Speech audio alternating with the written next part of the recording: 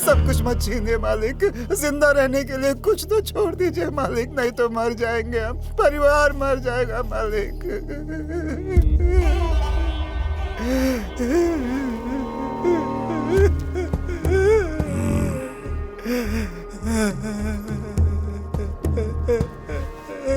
मैं नाव देता हूँ, जाल देता हूँ, खाना देता हूँ और मछली पकड़ने के लिए भेजता हूँ। फिर 3 दिन बाद लौट के कहते हो इससे मेरे परिवार का गुजारा नहीं होता। सारा दिन काम करके एक वक्त की रोटी नसीब नहीं होती और वो भी आप मांग रहे हैं।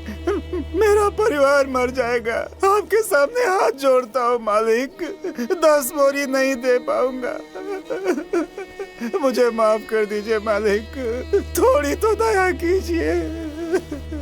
1 एकड़ के लिए तू 10 बोरी नहीं दे सकता, ठीक है, 5 बोरी तो दे सकता है ना।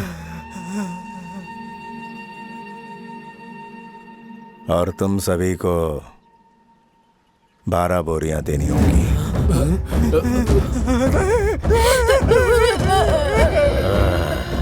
मालिक, इसकी गलती की सजा आप हम लोगों को क्यों दे रहे हैं? ये बुढ़वा बहुत बोलता है और तुम लोग शांत खड़े हो। तुम सबकी खामोशी ये बताती है कि तुम सब सहमत हो।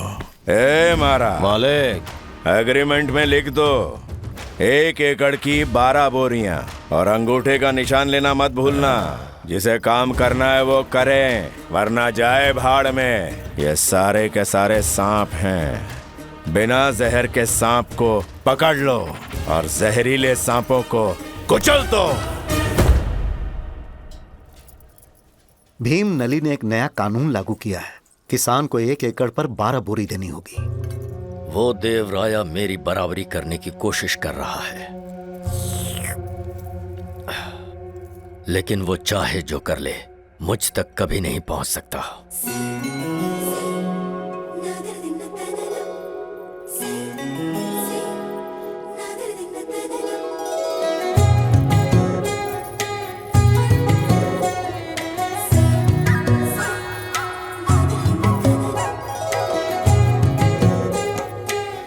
पिताजी, मैं कॉलेज के लिए निकल रही हूँ। ठीक है बेटा, संभाल के जाना। चलती हूँ। हाँ?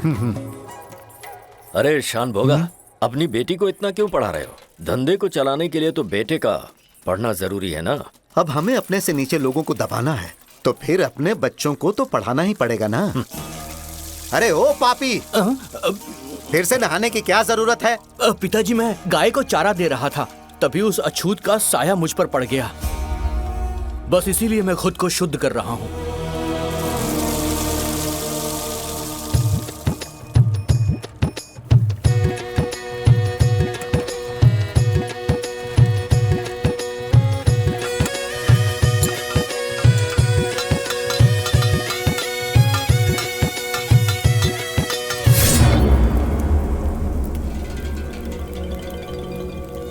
आज मुझे जवाब चाहिए। मुझे मंगलसूत्र पहनाकर मुझसे शादी करेगा या फिर इसी से तेरा गला काट दूं?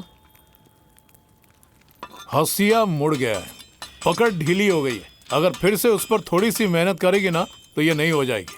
बोल, करूं क्या? हाँ, मैं तुझसे अपनी बात कर रही हूँ और तुझे हंसिए की पड़ी है। हे भगवान! अरे ये क्या, लोग प्यार का प्रस्ताव फूल से देते हैं और तुम हो कि हंसिया लेकर चली आई। तो और क्या करूं? इतने सालों से जैसे सूरज के चक्कर धरती काटती वैसे मैं भी काट रही हूँ। एक दिन इस धरती पर भूकंप आ जाएगा, फिर पता चलेगा। लेकिन इससे तब भी फर्क नहीं पड़ेगा। सूरज की तरह उगेगा और फिर डूब जाएगा। तू कोई जमीन नहीं है, तू जमींदार की बेटी है। अब जा यहाँ से, देर हो रही है तुझे। एक बात बोलूं तुझे? एक नहीं 100 बात बोलो दीदी। किसने रोका है तुम्हें?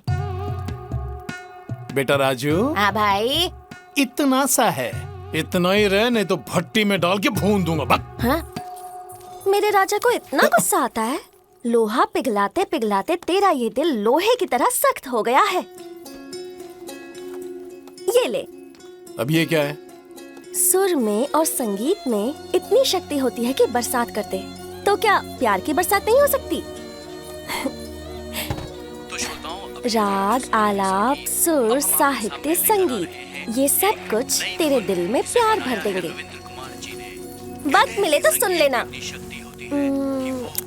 नहीं नहीं नहीं, वक्त निकाल के सुनना। सुन लूंगा। अब बता यहाँ से जाने का क्या लेगी तू? हाँ, एक पप्पी। तेरी तो निकल यहाँ से।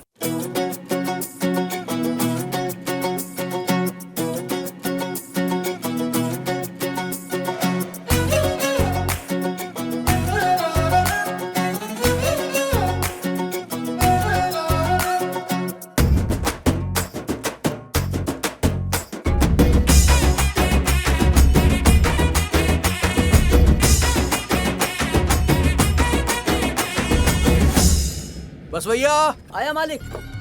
महेश ये लीजिए मालिक। कालिया आया मालिक। अगर सरकार को पता चल गया कि हम मुफ्त में दी गई खाद बेच रहे हैं तो कोई बड़ा मामला तो नहीं हो जाएगा? हम जबान नहीं काटते हैं बाबू, सीधा गला काटते हैं। कालिया इधर आओ, यहाँ पे अंगूठा लगाओ। पिताजी आप अन्याय कर रहे हैं। कोई सवाल पूछने वाला नहीं है तो आप जबरदस्ती करेंगे। सरकार ने ये खाद किसानों के लिए मुफ्त में दी है और आप इन्हें बेच रहे हैं। सिर्फ यहाँ नहीं, आप जैसे लोग तो हर जगह हैं।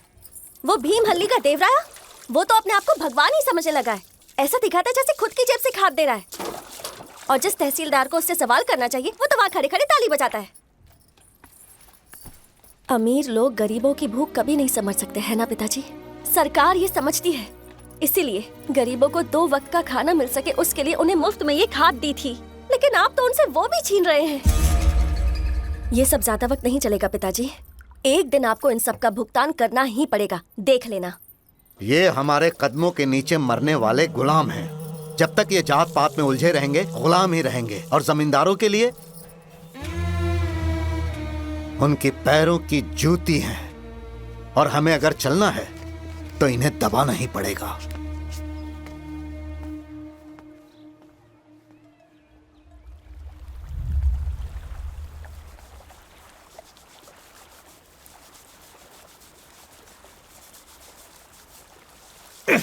न जाने कितने महीनों से नहाया नहीं है और मैं समझ रहा था कि कहीं चूहा मरा है उससे बदबू आ रही है, लेकिन तुझसे बदबू आ रही थी। रोज क्यों नहीं नहाता रे? हर रोज त्योहार होता है क्या? तो हर रोज क्यों ना हूँ मैं? पंडित थोड़े ही हूँ। तेरी तो अबे सिर्फ वही इंसान है, हम इंसान नहीं है क्या? हैं? दीदी आप भी नहाने आ जाओ। ओए, अरे मार क्यों रहे हो? जो इसे पूछना चाहिए था वो तू पूछ रहा है, इसीलिए इसे जलन हो रही है। ए, ये पकड़ और घिस घिस के नहाना।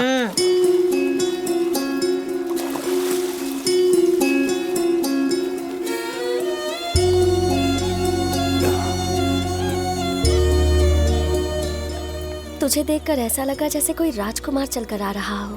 तुझे साइकिल पर नहीं जाना चाहिए, शेर की सवारी करनी चाहिए। ठीक है चल बाजू। अरे टायर पंचर हो गया। ये तेरा ही काम हो सकता है। हाँ, कुछ भी बोले जा रहा है। मैंने तो कुछ भी नहीं किया।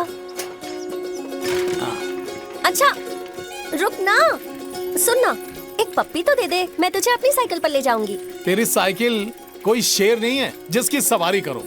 अरे पहले मेरी बात तो सुन। सरकार गरीब किसान के लिए मुफ्त में खाद दे रही है। ये जमींदार और तहसीलदार सब आपस में मिल गए हैं और वही खाद किसानों को अब बेच रहे हैं। कोई इसके खिलाफ कुछ नहीं करेगा। हमारे गांव में बड़े बूढ़े हैं, उन्हें अच्छे से पता है क्या करना है और ऐसा करने से पहले उन्होंने भी सोचा ही होगा। तो मुझे क्यों परेशान करती है? मेरे पीछे मत आएगा। मैं तेरे पास इसलिए आई थी क्योंकि मुझे लगा तू कुछ करेगा। मैं ही बेवकूफ थी। मरते दम तक तुम्हें अपनी जूती के नीचे रखेंगे। तुम लोग ऐसे ही जियोगे।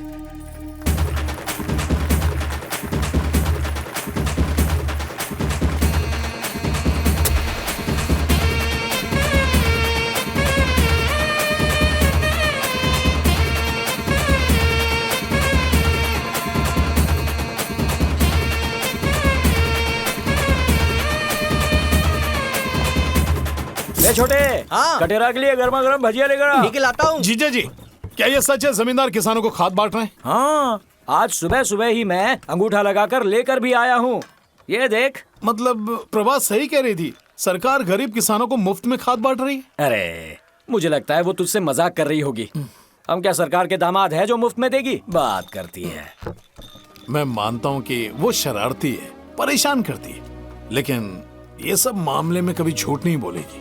वो बहुत पढ़ी लिखी है, वो हम लोगों के बारे में बहुत चिंता करती है। हाँ सही बोला। बाप आंकड़ों की हेरा फेरी खुलेआम करता है और बेटी अफसरा है।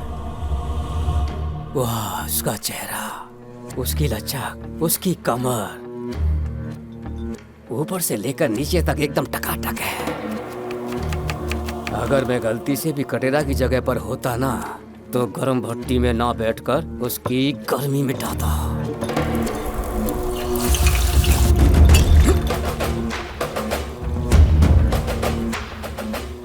खाली बोतल को दबाए तो वो बहुत आवाज करती है। सोच अगर वैसे ही तेरा गला दबाया तो कितनी जोर की आवाज करेगा। इतना समझ ले कि इस बार सिर्फ तुझे इसलिए बख्श रहा हूं क्योंकि तू मेरे गांव का है, वरना तुझे तो